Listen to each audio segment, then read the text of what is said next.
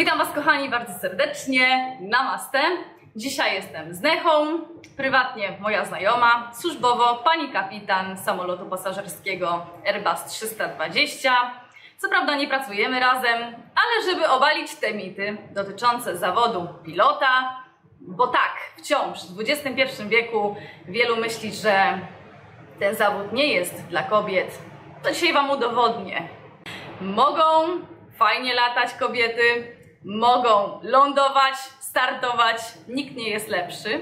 Dlatego dzisiaj zadam kilka pytań. Z pewnością będzie to motywacja, być może by spróbować swoich sił w tym zawodzie. Zapraszamy do oglądania i oczywiście dawajcie łapki w górę. Możecie zasubskrybować mój kanał. Dziękuję. First of all, thank you very much that you're taking part in this video, that you can be motivation for so many ladies. And I will be asking you, what is your story when you became pilot? What was your age? And I would like to really know how it started. Okay. So it wasn't like a childhood dream for me to become a pilot. It was just we as a family went to a aviation school. So I went for a joyride and it just stuck me there that this is something that I really want to do. I saw the student who was flying the aircraft. I just loved the part of being in there. And I had to convince my parents though a little bit and then leave my job, which I was pursuing back then. And then it just started from there on, and I've loved every single day of flying since then. You had any struggle about the loan, yeah? Because, or your parents could afford to pay the training? Because, you know, this is important. Many people think, oh, I want to become a pilot, but they forget, or they don't know, they are not aware how much it costs. Because there is also possibility, opportunity to do it through the university in many countries, or there is a scholarship if you are really good in some fields. I'm talking about math, physics. But, you know, some people, they want to try privately. So for you, how it was? So yes, initially even I had this thought about the loan, how will I manage, because so much of money is involved in the training part. But then eventually I figured out that the loan process, plus my dad also initially helped in the initial stage. And then this real struggle was once I got the training part all done, there was a recession which had hit back then, I think 2010, 11. So I had to wait for a year to find a job.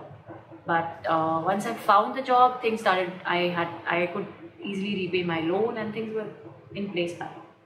Yeah, because people were also asking, if you start the job, there is any chance you can repay your loan? Oh yes, yes. Once you start with the job, yes, your salary is decent enough that you can pay off your loans. Or there is like 5 years contract, they tell you for this kind of period you have to repay us what we cover for you. Correct. So that they have this bond, that is what they call it, for 5 years. So the training cost which a company has put in training you, so that is how they balance it out. So if you leave the company before 5 years, you have to pay. And for sure you experience this opinion, oh, lady in the flight deck. Or even when you joined the company, did you feel strange? Did anybody in the flight deck, like, you know, let you feel that, you know, that you could feel a bit not comfortable about it? In the very initial stage, I would say yes, people are a little biased. Just I would say 10% of it. 10% of the pilots in the cockpit are a little biased. They would feel, will she be able to land? But the fact is, we all have been trained the same way, be it a female or a male. The cockpit doesn't know who's flying the aircraft. All the aircraft knows is what the command is being given. They can't differentiate if it's being given by a female or a male. So, so initially, yes, few people in the company were a little biased, thinking, oh, will she be able to do it? They would always have their hand on the joystick or the control column. But eventually, once they know you can do it, they were a little okay with the fact, yes, giving all the controls to you, you can do it. And not just the pilots, I think it's the mentality of the people. Like even the passengers I've seen, like few of the people would just come up and say, oh, it's a female who's flying the aircraft. Is there any male inside with her to accompany her? So yeah, I think it's just not just the cockpit environment. It's like everywhere. People think females are not able to drive, they're not able to fly well.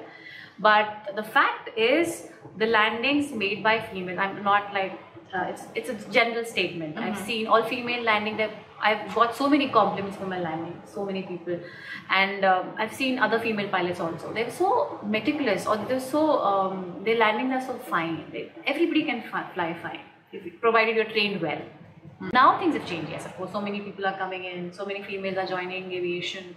So now the mentality has changed a bit, at least in India. And we have to say India is one of yes, like it's this country where the number of the pilots is the highest, yes, right? Female pilots, yes. A lot of female pilots we have now. Your story is special. You met the man of your life in the flight deck. Yeah. He is today your husband. You have a lovely child. How is it possible to be together, to have such different like shift pattern? Schedules, yes. How can you cooperate together? So once I'm married with the thought that yes, my partner is also from the same field, it would be easier to understand each other. But initially I felt that wasn't the case, because I was doing all morning flights, he was doing all evening flights. It became a little difficult to coordinate our offs. But then eventually you went up to the company and then requested for it, and then it was sorted out. So a lot of, I would say, understanding is required with your partner. If you have to utilize, even if you get like 2 hours in a day to be together. We would meet for coffee at the airport when he was leaving for a flight. I had just landed. So we've done those things. It was sweet also. But we started enjoying it. Like after a month or two, like whatever time we get, we would just enjoy it. And slowly we started adjusting our patterns in a way that we would have more time, we would have our offs together. So it is manageable. It is not like impossible. It is very much manageable. But only thing is you have to be a little understanding. Yes, that this person is flying early morning, you give him time to sleep, you are doing some late night. So it has to be balanced. Yes. Okay. But the beginning, how it started, he was your captain that time. Yes. In fact, he taught me how to do the landings. Oh, he taught you how to do the Yes. proper landing. That's awesome. That was sweet. So we were friends before, and then like in India, our families look out for your partner. They search for your partners, and then it has to be approved through them. So we were all friends, and then somebody suggested, why don't you think about it, since you both were looking for to get married. So yeah, our parents met, and then they agreed, and then eventually we also thought, well, why not? Let's see if it works, and then hopefully it's still working. Love is in there. They say. As I mentioned, you are a mom. We, as a woman, yeah, there is one thing I have to point it out. We always will be struggling, because we are the one who one day, if we want, we become a mom. We will become a mom. So if you have your small child at home, as I said, this shift pattern, you have to manage with your husband also. Plus there is small human being who needs your attention. Yes. How is it going? It is difficult. Let me start with that. It's not easy. So in India, the process is after 6 months of your delivery, you're supposed to join back. You can extend it, but it's your choice, but they want you to come back. So I also joined back after 6 months of my delivery, and initially it was difficult because of the thought, not just the flying part or anything, just the thought of leaving a child behind. So you had to feed also, right? Correct. I continued that for about 7-8 months with my flying part, but then it became a little difficult, so I had to stop it. But anyways, flying part with my husband, initially we tried to adjust it. Like if I was out, he would stay back, and we try to do it for as long as possible. But since he's doing all international flights, he has all 4 days of patterns. Luckily for us, we're staying with our in-laws, so they were there for the help. Plus I have a nanny. So these are the adjustments that you need to keep, I guess, for your child, and then to be relaxed and go for a flight. But it has been a little difficult to manage the flight, because sometimes you do all morning flights, come back home tired, but your child wants to play with you. Yeah. He's all excited to see you. So somehow that energy in a woman, I think, just comes in, like somewhere from somewhere. So you manage. Yeah. My last question: what would you advise to the future pilot? Like now, many of ladies will be watching you, and they have this thought: I would like to become a pilot. What could be advice from you?